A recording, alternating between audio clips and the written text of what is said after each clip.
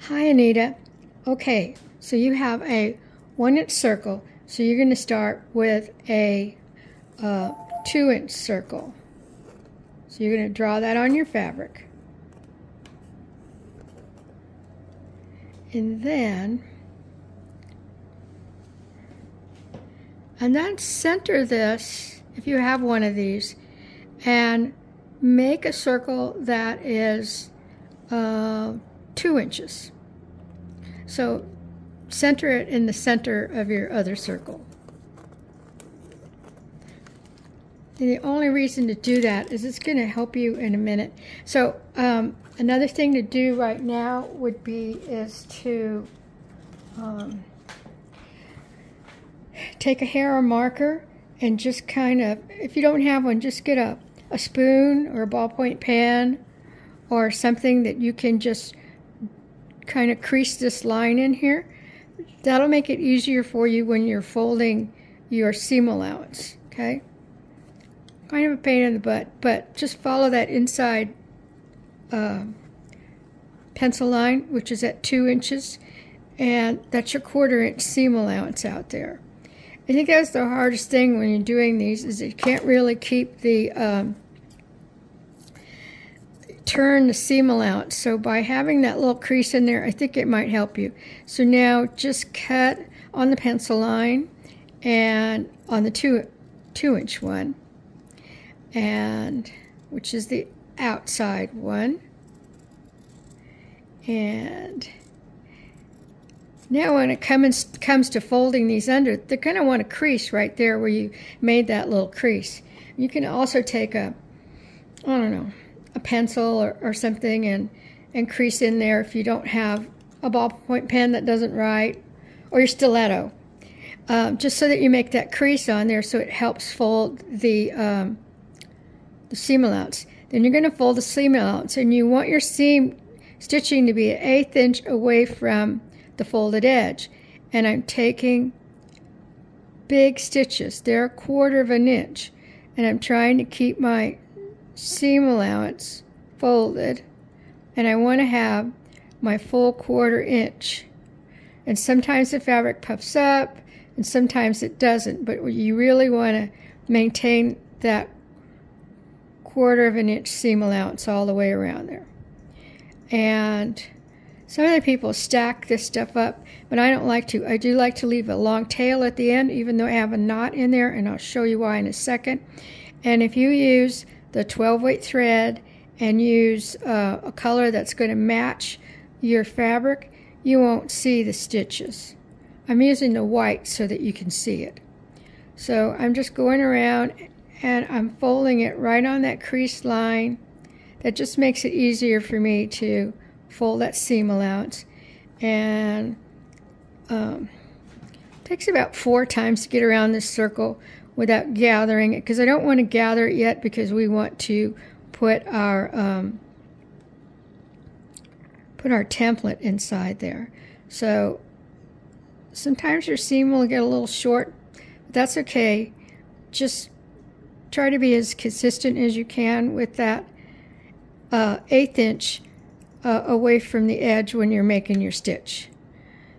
And the reason is that you're bringing all of this together in the center. So when you make your last stitch, this is where my knot would have been, but I didn't really pull it to the knot. I also want to end right here. So what I want to do is I want to go back a little bit, take a smaller stitch, take a smaller stitch, because what I want to do is I want to come up at the same spot where my tail is. This way your finished knot is going to be on the inside of your piece. So at this point, what I want to do is I don't want to gather it. I just want it to lay flat. And I like to hit it with iron. Okay. It kind of helps it stay where it's supposed to stay. And get those seam allowances going to the center. Now, I'm going to take your template. I have my template right here. Now, I used 4 layers when I did it. And you're just going to try and find the center of this, and then go ahead. I ironed mine down to help hold it in place. Oh, no, yep, I guess I'm still on camera. And, no, I didn't get to stay. Okay, let's try this again. Oh, maybe my iron's not on. Okay, my iron needs to heat up for a second. So I want this in the center, you know, as centered as possible, and then I want to iron it in place. Okay, so I suppose you could have ironed your seam allowances down at the same time you were ironing that in place. But I want to get that iron down so it's going to stay where I want it to be. But then also I do something else when I'm making these. And I must have lost my other pin. Oh, here it is. Okay. It's better if you take a short pin. Let me get a short pin. Those are really long. And everything is really long here. Okay, so I'm going to take a pin and I put one in this direction. And I'm going to put one in this direction. I'm going to think I'm crazy, but what it's doing is going to hold that template in there. And now I can pull this up. And I can pull it nice and tight, and I'm pulling it together. Okay, now pull it together, and you can pull it nice and tight. And when I have it nice and tight, what I like to do is I like to hit it with the iron so the outside of that circle stays round, this outside edge.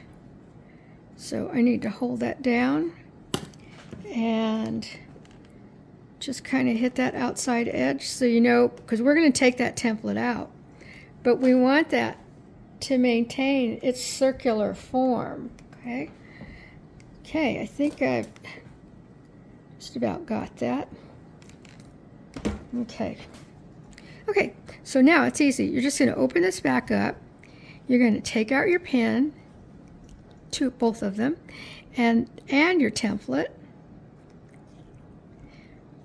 And now you're going to bring this together. And you're going to bring it together as tight as you can. Now, both of my threads are actually on the inside of my seam allowance there. So when I go to tie this first knot, I'm going to want to pull it as tight as I can get it. But I'm going to take 2 wraps. Because if I take 2 wraps for the first knot, it helps hold it in place. It won't slip out as easily. Oh, goodness. Come on. Okay. So I want to pull it as tight as I can. And it's going to stay pretty much like that. And then my next knot, or 2, depending on how you feel about it, 1. If my thread matched, I would do 2. 2 more. So in essence, you did 3 knots altogether. The first one had 2 wraps. The second one had 1. And now what I like to do here is I like to take my needle and I like to bury the tail ends underneath. So it's only... And if you were going to sew this down, you could actually sew it down with this thread if it matched your fabric. Now, only one of these is going to come because the first one is the one that has a knot in it, which we really didn't use. And then I would unthread this, and I would take that thread, and I would cut it off so that you can't see it. But then if it's still too puffy up there at the top, hit it with the iron. It'll make it nice and flat. And then you can sew it on. So I hope that helps. If you have any trouble, give me a call. Bye.